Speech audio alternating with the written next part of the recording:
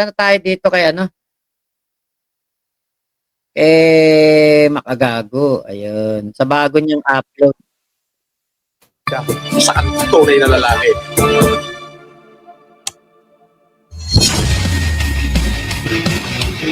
Oy, money pay, oh. Mga OFW, oh.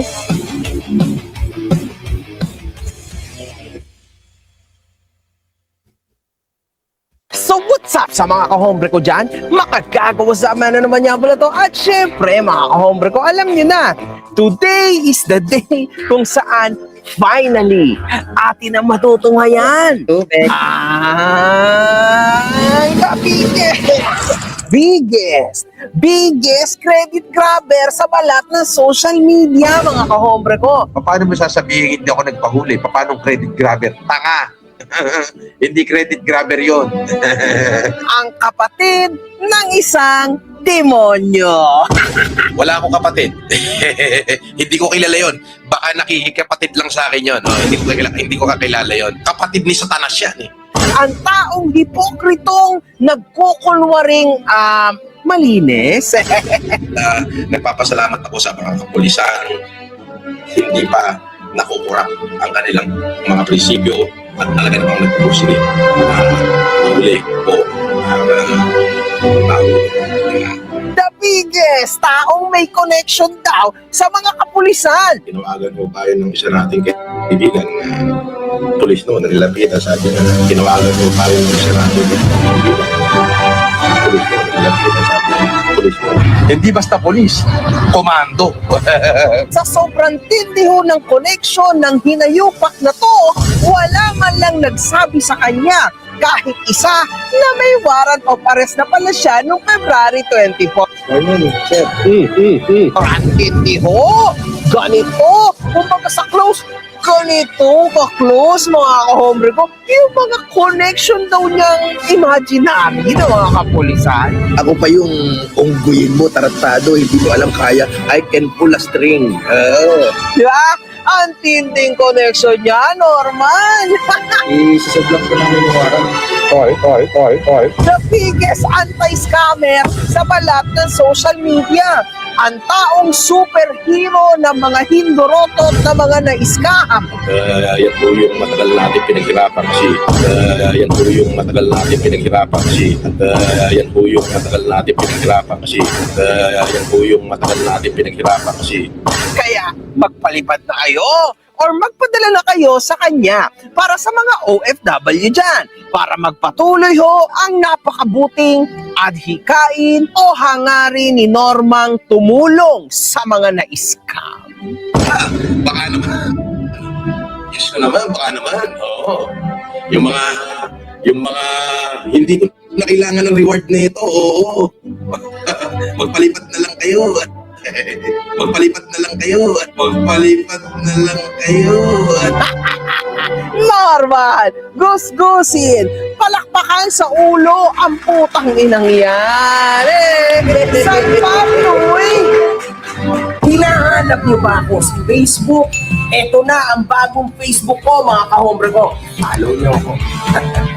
At yes, mga kahombre ko, ito na ho ang pang 13th na content natin, mga kahombre ko, sa second part natin or sa post-jail time, mga kahombre ko, ni Norman Mangusin.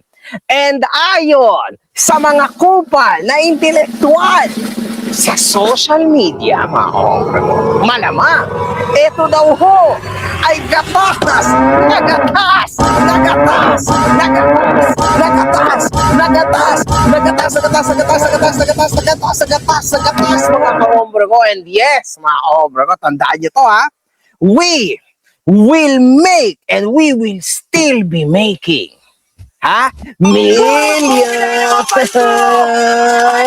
pondo! Nagatas. So ating tatalakayin ang iba't iba na namang mga kabulastugan ni Norman Mangusin, mga kahombre ko. So ito ho ang una niyang live, mga kahombre ko, kung saan tinawagan daw ho. Kung saan po ay actually tinawagan po ako ng isa sa mga kasama natin kung saan makikita niyo po ay inulit po kanina Susan Yansen or si Atty. Gasabi Pilipino na lawyer. Kung makikita niyo po, ito po, makita ko na sa inyo. Kanina po ay binasahan na si Chara. Ayan. Na-arresto na ho si Gasabi Pilipino lawyer o si Susan Yansen. Akala mo talaga siya nakapagpahuli dyan eh. Ayan. Pero mo, tatawagan ka ba ng CIDG para sabihin na nahuli na yan? Eh, yung CIDG chip busit sa'yo eh. Hinuli ka nga ng CIDG chip eh. So, ibig sabihin, hindi man tayo nagsalita. So, may resulta na at kaya po, kung makikita niyo po sa litrato ito lang po meron tayo, ay napasahan na po siya ng kanyang arrest warrant. Doon po sa mga sumuporta sa akin na nakipaglaban, ay ito na po ang kaganapan at tinawagan po tayo ng isa nating kaibigan na pulis noon, nanilapitan, sabi niya, Sir Francis, huli na siya.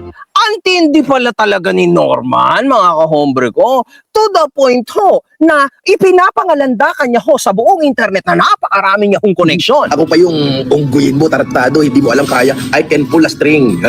Unggoy yan! Huwag niyo kakalimutan ha, yung mga nakaraan niyang connection. Alam niyo na yan, huwag na tayo magpaulit-ulit. So sa second phase, mga kahombre ko, uulitin ko, sa post-jail time ni Kulaong, mga kahombre ko, so ngayon na siya'y nakalaya na, meron daw ho siyang mga koneksyon sa mga kapulisan na naman, mga kahombre ko. In particular, sa CIDG, mga kahombre ko.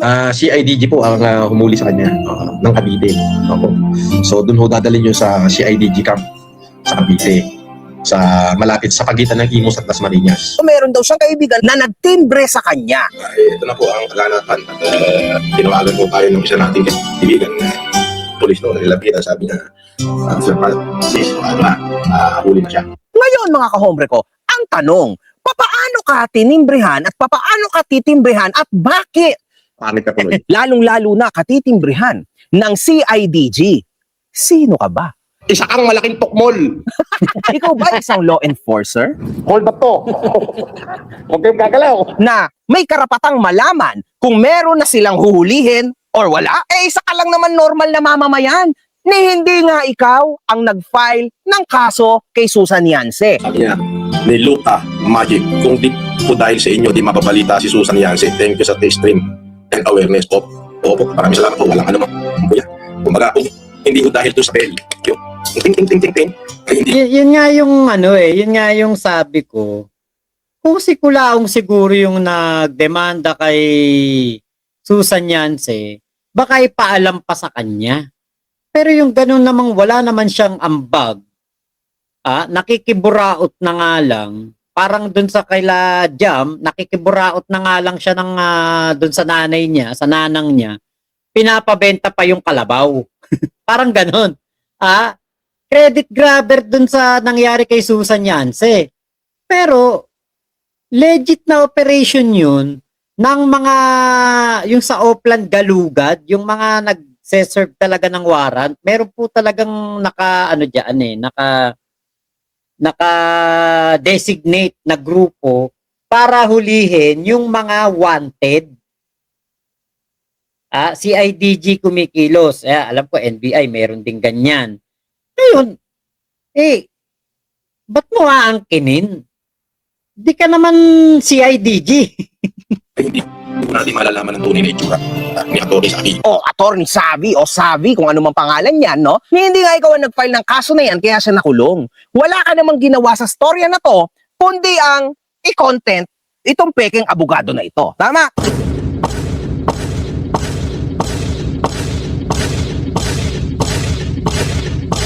Wala nang iba. Huwag mo naman masyadong bigyan ng matinding credit ang sarili mo. Asaya mo naman, di naman ikaw yung nagpahuli. Ako unang-unang kumuha ng alias warrant of arrest niyan na ipinakalat sa lahat ng PNP sa Mandaluyong. Oo. Pangalawa, ako ang nagsikap para makilala ang pagmumukha niyan. Hindi nasabi. Oo. Paano mo sasabihin hindi ako nagpahuli? Paano credit grabber? Tanga. Hindi credit grabber yun. Kasali ko doon. Instrumento ko doon. Bugok. Upal. Di ba? Ako ang naglalabas ng mukha niyan araw-araw sa social media. Asan ka? Syunga. Syunga. Eh bakit ako unang naglabas ng video? Na nahuli na. Syunga ito. Hindi naman ikaw ang nagbigay dyan ng effort. Paggawa ng mga reklamo dyan, una sa lahat, ng pera. Obviously, para sa mga abogado, ng puso. Kasi mga kahombre ko, kapag ikaw ay nagkakaso at para sumampayan, dapat may 3 elemento yan. At lalong-lalo na yung pang-4 oras. Eh wala naman ng problema si Mang Musi dyan. Di ko na nga sinama yung oras kasi napakarami yung oras niyan. Nako, mga kahombre ko, yung sinasabi niya ang dami yung negosyo. Pero siyempre, ano muna tayo ngayon? Hanap buhay, focus sa negosyo. Tama. Eh, partner po ako dyan. Ay, hindi pala. Investors. Yes. Oo, yan ho yung aming magtatayo ho kami ng marami-rami ng kaunti niya. Yan naman ho yung hanap buhay ng mga rangal. Opo. At siyempre, yung aking partner na si Alex. At katunayan ho, kanina ho ay kami ho ay busy, gabi ay nagpapatambak ng mga lupa doon sa aming negosyo. Nagsimula na ako magtambak kanina doon sa sa Sampaloc. Sa isang lugar. Sa isang lugar. Gusto ko muna mag-focus sa ating hanap buhay. Kapag negosyo. Kung may mga negosyo na tayo ngayon. Pero sabi ko nga, ako yung mangungumusta na lang siguro. Sa may tatayo restaurant, dito po sa may Magsaysay. Sa Magsaysay namin tatayo yung mga nag-asya. Ano lang yan? Parang Paris House at iba pa, parang ganun-ganun lang. Diba? Wala na, di na nga matay Unli. yun eh. Yan talaga, literal na Anli. Anli bayad. Ang dami niyang live.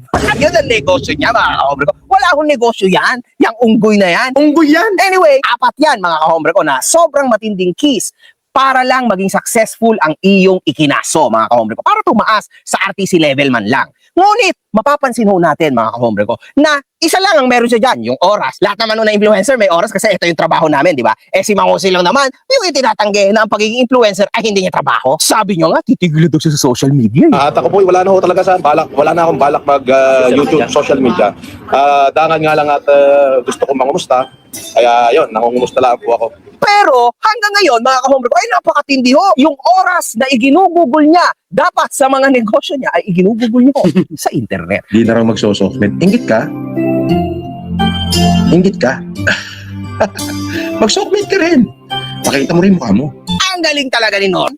In short, hindi ho siya ang nag-effort, kundi yung tao talaga na lehitimong nagkaso sa kanya. Kaya ho siya na warrant of arrest. Pero, mga kahombre ko, hindi ho natin alam kung sino man niyang nagkaso na yan, kaya natuluyan talaga sa warrant of arrest si Susan Yance. Pero syempre, malamang, totoo at may bigat ang inireklamo niya, kasi kung hindi, di sana mababasura lang din ang kaso na yan. Syempre, kapag may kasalanan ka, kahit ito para sa akin, ay dapat mo talagang pagbayaran. Di ba? Ganyan talaga ang buhay. Di ba, Norman? Huwag ka man damay ng kung sino-sino, Norman. Kasi in the end, sa storya na to, kayong dalawa ang nakulong. Ay, actually, tinawagan po ako ng isa sa mga kasama natin kung saan makikita niyo po ay inuwi po kanina Susan Yance or si Atty. Basabe Pilipino. Doon po sa mga sumuporta sa akin na nakipaglaban, ito na po ang kaganapan at tinawagan mo tayo ng isa nating kaibigan na pulis doon, nalapitan, sabi niya, Sir Francis, ito na, huli na siya. At saka, Norman, yung sinasabi mong connection na yan, hindi ba mga kahombre ko nakakapagtaka? Kung tunay, example, no, kasi ako wala akong mga ganyan, kung tunay ka ngang may connection, minimum, paglabas pa lang nung i-warrant mo, meron nang tatawag sa'yo, siyempre. Ito naman, puro naman kayo si warrant. Ang tagal ng warrant na yan, di na natapos-tapos yan. Noong October pa yan, ha. Ang sabi, ha, warrant daw pagka hindi ako pumunta ngayon, warrant daw. Sige, tingnan natin. Morning, sir. Right. I-serve lang po namin yung warrant. Okay. Ikaw po ba si Norman Magusing po? Alias Francis Leo Marcos? Sabi mo nga, di ba? Kung puriin mo ang CIDG ngayon, ang tindi. nagpapasalamat ako sa mga kapulisang hindi pa nakukurap ang kanilang mga prinsipyo at talagang nagpusili na mahuli po ang taong ito. Bakit mo kinasuhan yung si Atty. Kalinisan? Yan ang isa sa mga nagpahuli sa'yo. Di dapat ganun din ang isip mo na ginawa nila yung trabaho nila. Ginawa ng kapulisan ng CIDG trabaho nila para mahuli ka na ikaw ay isang may warrant of arrest na akusado. Diyan kay Susan Yance, pinupuri mo mga kapulisan. Pero nung nangyari sa'yo, inaaway mo si Kalinisan. Pinasuhan mo pa. Yung ating ipinaglaban ay hindi nawalan ng saysay. Talagang may mga matitinong operative pa ang ating kapulisan na talagang nagpursige. Bakit nung sa'yo, sabi mo, hindi mo kakasuhan yung mga pulis, kinasuhan mo nga si si Kalinisan Sabi mo nga ikaw ay kinawawa. Hinarap ka sa press con, yun naman pala, tinanong ka, okay lang naman pala kamo sa'yo. Tapos ngayon, magkakaso ka kay Kalinisan.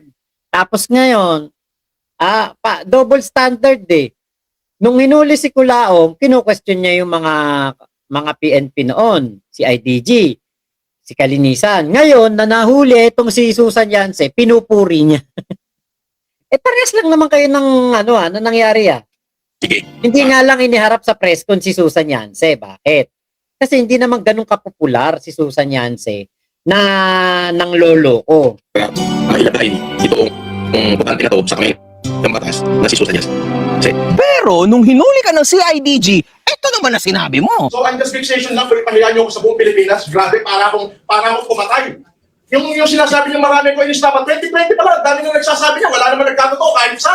Ayan. Iyan yung dahilan. Kaya itong si Culaong, pumayag sa press con. Kasi nga po, para makapagbunga nga siyang ganyan. Papahiyain niyo ako, national TV, yung ganito. Pero ang totoo yan, ang just fixation lang, pinahiya niyo ako buong Pilipinas na ganito, grabe. So, magtataka kayo mga kahombre ko at mapapaisip po kayo na bakit wala man lang nagsabi sa kanya na, "Oy, merong iwanan, Norman kaibigang Norman, best friend Norman, CIDG ako, alam ko yan, syempre, may iwanan ka. Kung ako sa iyo, mag-voluntary surrender ka na, di ba? Para hindi ka abutan ng warrant of arrest."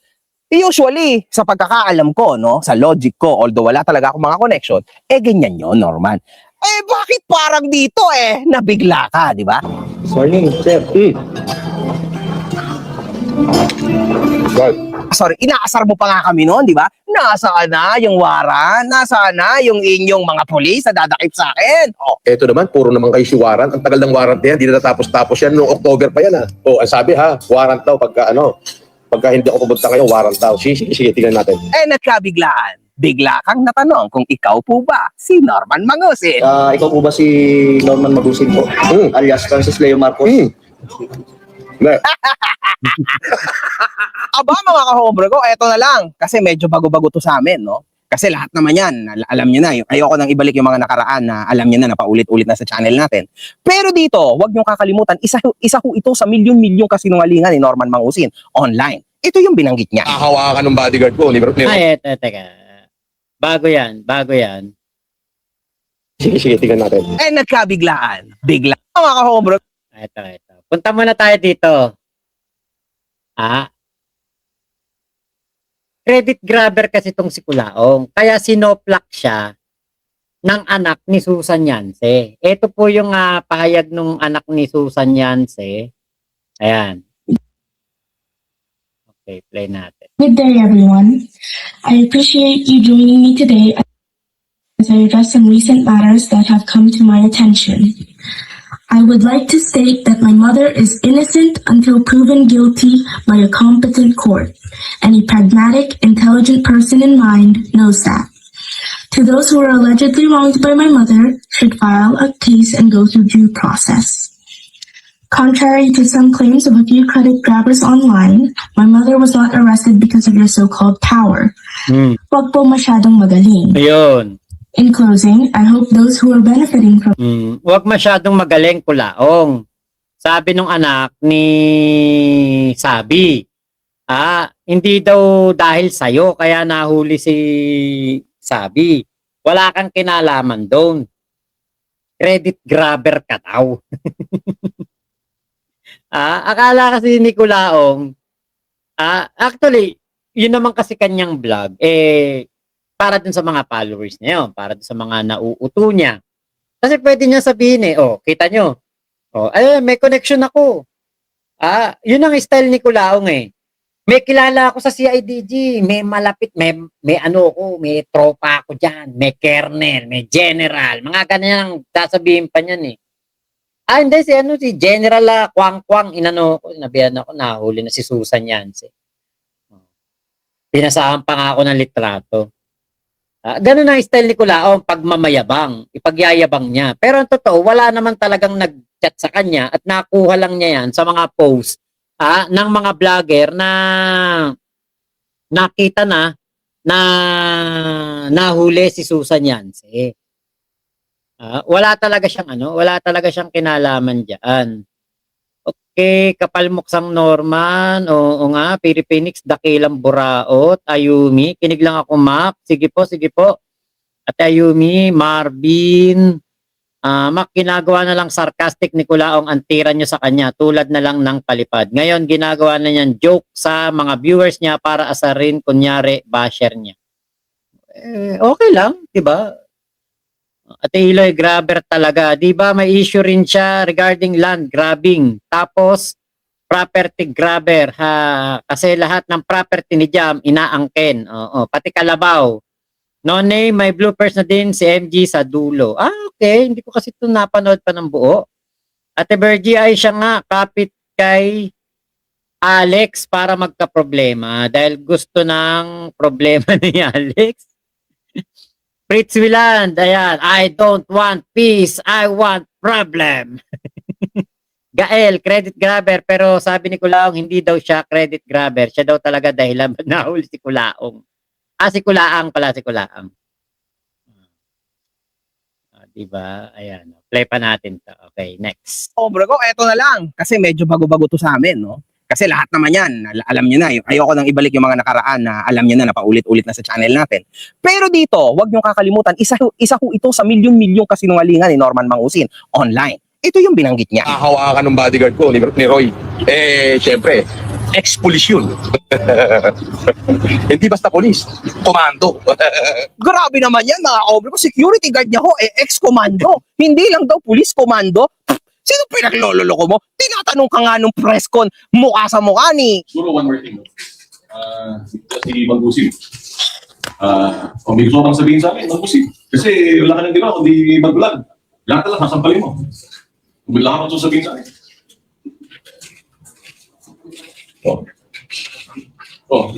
Yung mga general na pinapaya mo, yung mga kapat na general na pinapaya mo, Tameme. yung NBI na sinasampal mo, yung LT mong kalbo, kamo, kasi laki nilaw.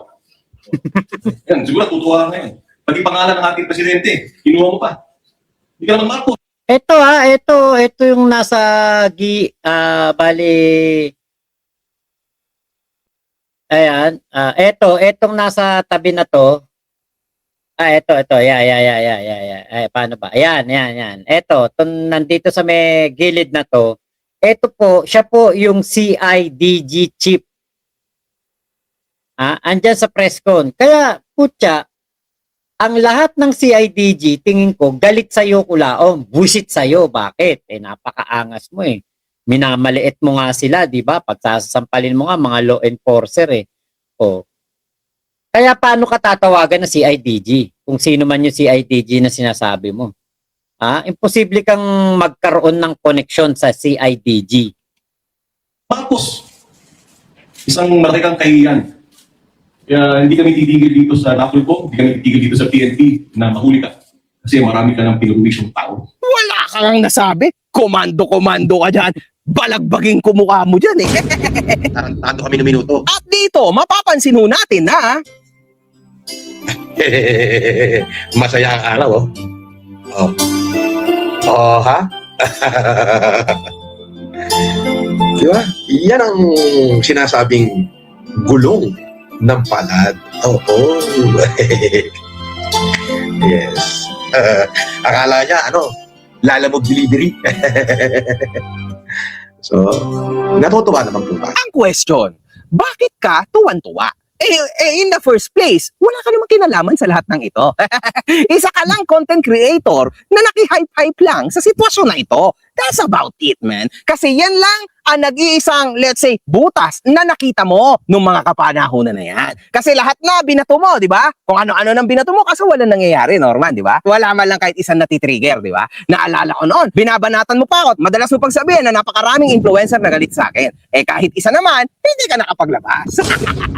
Yan ang sinasabi ko sa'yo. Sumubok ka rin, wala lang talagang kumagat sa'yo. Kasi, sino ka ba? Mm.